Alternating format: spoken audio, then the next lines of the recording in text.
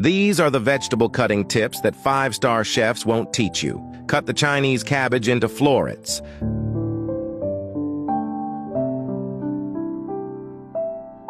Slice the potatoes.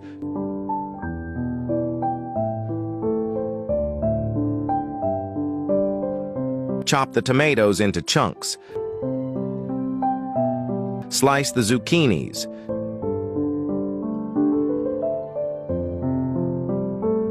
Skewer the mushrooms with bamboo sticks for easier slicing. Quickly peel the garlic.